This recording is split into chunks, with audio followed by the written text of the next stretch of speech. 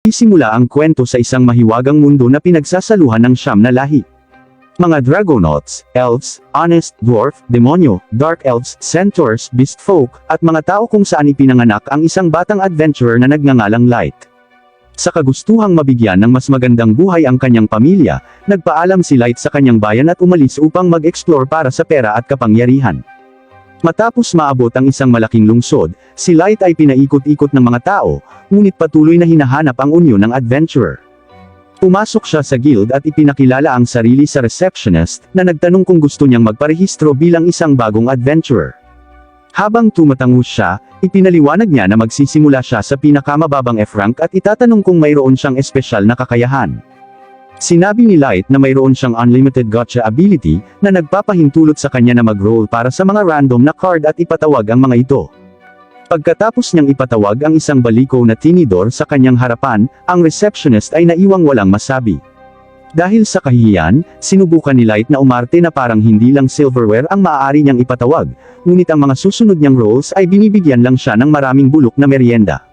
Nabigo si Light na nagpasya ang kanyang kapalaran na ipagkanulo siya sa pinakamasamang sandali, at kinumpirma ng receptionist na karapat-dapat siya sa kalunos-lunos na rango na F. Matapos matanggap ang kanyang adventurer's card, humingi siya sa kanya ng ilang mga quest, at sinabihan siya nitong maghanap sa job board ng guild. Sa pagbanggit ng mga post sa trabaho, nakaramdam ng awkward si Light at napagtanto ng receptionist na hindi niya mabasa ang board. Nalungkot siya para sa kanyang hindi nakapag-aral na kapwa-tao, binasa niya ang mga post sa trabaho para sa kanya. Nasa sabik na kumita ng totoong pera, masayang tinanggap ni Light ang mga nakakainip na gawain. Pagkatapos ng isang araw ng pagsusumikap, sa wakas ay nakakuha siya ng sapat na pera para umupo ng isang silid.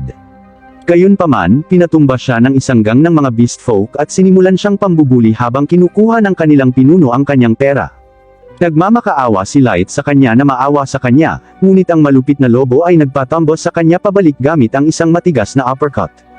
Tinutuya ng Wolfman si Light sa paghingi ng ekstrang sukli at malamig na umalis kasama ang kanyang tumatawa na gang.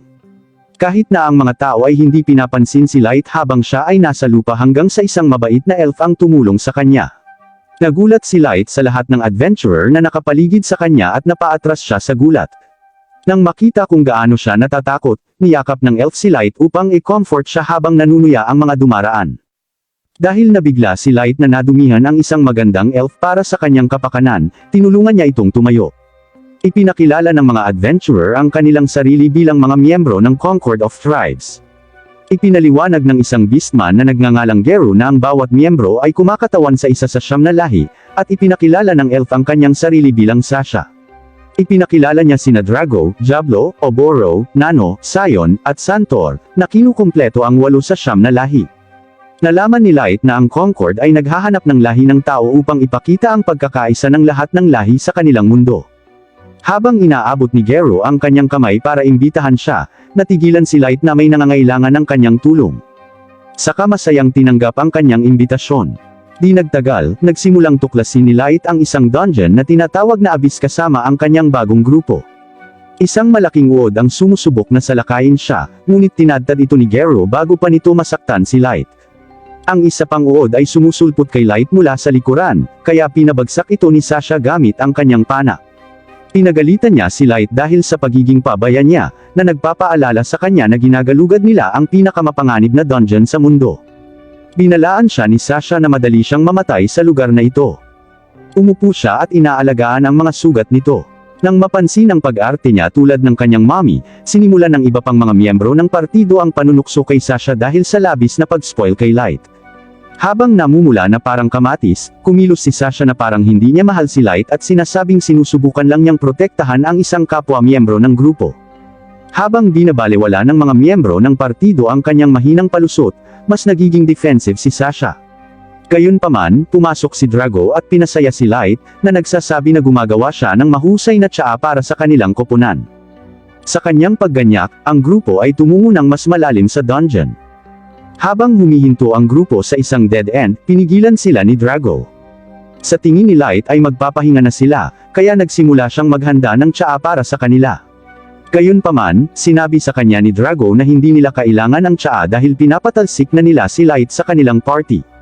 Iniisip ni Light na ito ay isang uri ng kalokohan, ngunit marahas na inulit ni Drago ang kanyang mga salita habang si Light ay nananatiling nakatulala.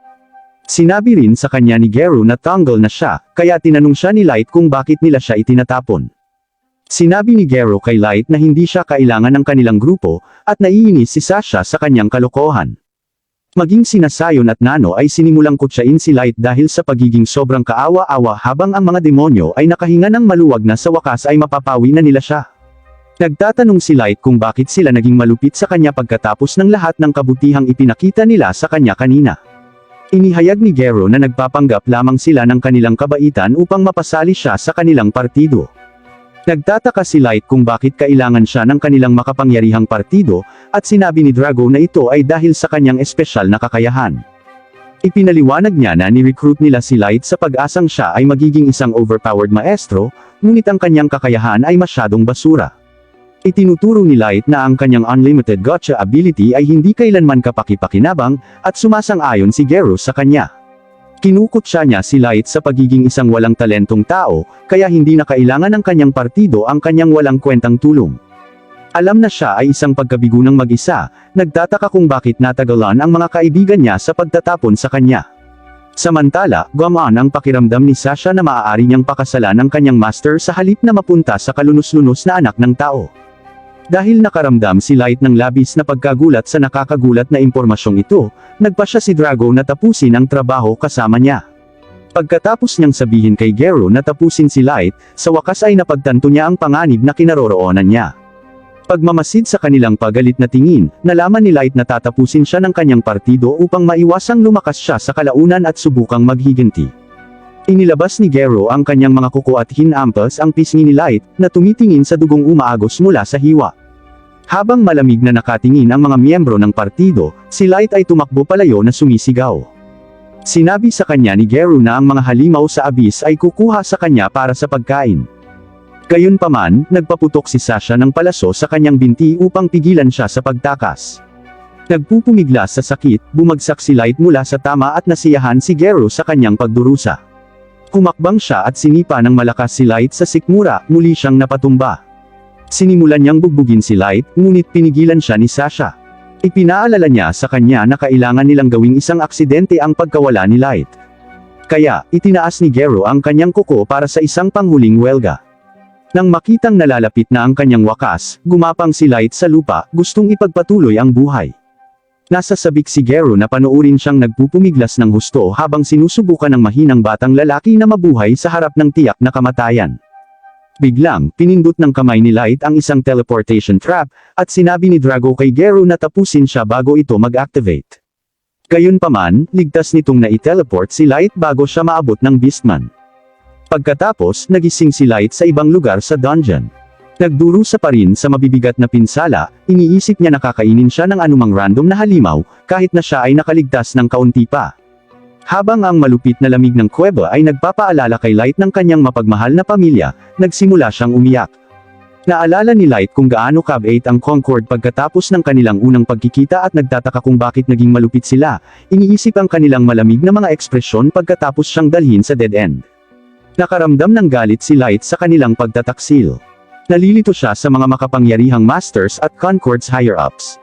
Nagtataka kung paano siya nasangkot sa mga baliw na tao. Ang kanyang pagkalito ay nauwi sa galit habang siya ay nanunumpa ng paghihiganti. Bumangon si Light, determinadong tapusin silang lahat, ngunit nakaramdam ng malamig na tingin na nakatingin sa kanyang likuran. Tumingon siya at nakita niya ang isang level 1000 Orthos Beast na nakastok sa kanya. Nagtataka si Light kung ano ang ginagawa ng isang delikadong halimaw dito at napagtanto niya na ang bitag ay nag-teleport sa kanya sa pinakamalalim na level ng abyss. Habang papalapit sa kanya ang Orthos, iniisip ni Light ang tungkol sa isang pagtakas, sinimulan niyang desperadong spam ang kanyang unlimited gotcha ability. Nagdadasal na magkaroon ng milagro. Sa huling galit na press, si Light ay nagpatawag ng malaking magic circle. Nakatitig siya sa hindi makapaniwala habang ang gotcha device ay naglalabas ng isang malakas na aura, na nagpapatawag ng isang sinaunang engkanto. Kinikilala si Light bilang kanyang master, tinadtad ng mahiwagang engkanto ang halimaw na parang sibuyas, ang mga durog na labi ng halimaw ay nalaglag, at ang diwata ay matikas na lumapag sa lupa. Sa harap ng gulat na mga mata ni Light, inalis niya ang gulo gamit ang isang pitik ng kanyang mga kamay bago tumalikod.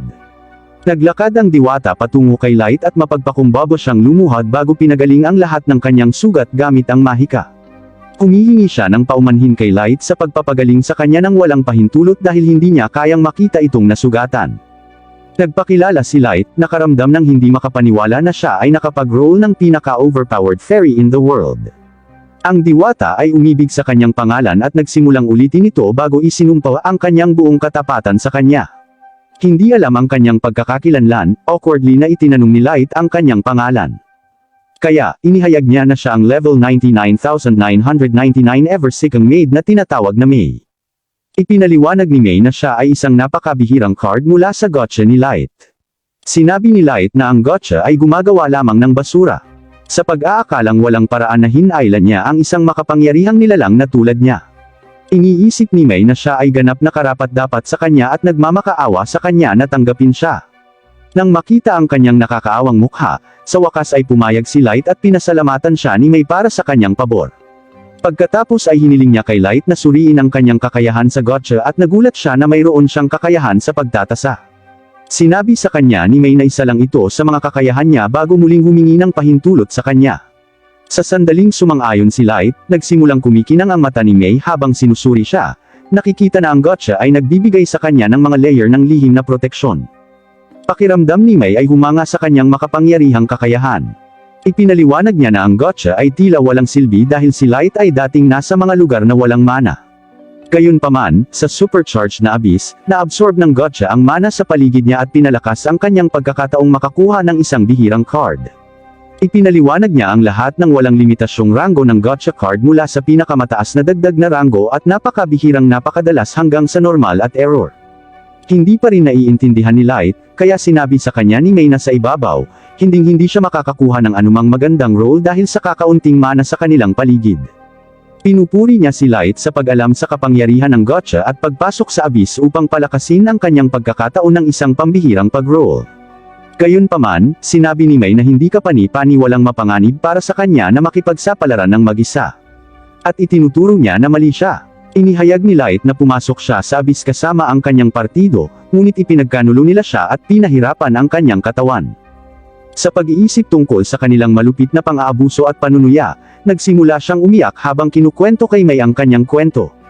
Naalala ni Light kung paano siya tinuya ng kanyang lumang grupo dahil sa pagiging isang kalunos-lunos na tao. Nagrereklamo siya tungkol sa kanilang malupit na panunuya, na sinasabing sinusubukan lang niyang kumita ng tapat na pamumuhay para sa kanyang pamilya. Nagmamasid si May habang inilalabas niya ang kanyang nararamdaman, ganap na nawasak ng malupit na pagtataksil ng partido. Sa wakas, napaluhod si Light dahil sa sakit, na nagsasabing hinding-hindi niya mapapatawad ang mga malupit na hayop sa pananakit sa kanya. Hinawakan niya ang palaso sa kanyang binti habang tumutulo ang luha, at tahimik na niyakap siya ni May. Sa kanyang mainit na yakap, huminahon si Light at tumigil sa pag-iyak. Sinabi sa kanya ni May na hindi niya kailanman mauunawaan ang lalim ng kanyang pagdurusa, ngunit gagamitin niya ang lahat ng kanyang kapangyarihan para ibigay sa Concord ang kanilang nararapat na kabayaran. Habang nakatingin sa kanya si Light na gulat, nanumpa si May na papipilahin silang lahat sa harap niya sa isang iglap. Habang pinipigilan siya at bumangon, naisip ni May na masyado siyang mabait para sa kanyang kapakanan.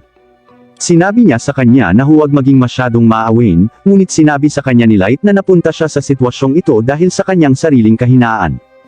Sinabi niya kay May na ayaw niyang abusuhin ang kapangyarihan nito para sa paghihiganti, na nangakong lalakas at parurusahan ang Concord gamit ang sarili niyang dalawang kamay. Iniisip ni Light na hindi maniniwala si May sa kanyang hindi makatutuhan ng mga pantasya, ngunit nangako siyang susuportahan ang kanyang layunin ng walang pag-aalinlangan. Matapos sabihin sa kanya ni May na lubos siyang naniniwala sa kanyang mga kakayahan, ngumiti si Light sa tuwa. Ibinalik niya ang kanyang ngiti bago ginamit ni Light ang kanyang gotcha para ipatawag ang isa pang overpowered na tool sa abyss. Si May ay tapat na nanunood habang sinisimulan ni Light ang pagtatayo ng kanyang imperyo.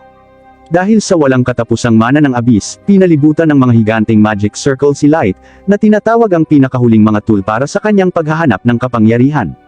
Diyan nagtatapos ang episode 1. Mag-like at mag-comment kung gusto mo ng part 2. Salamat sa panunood.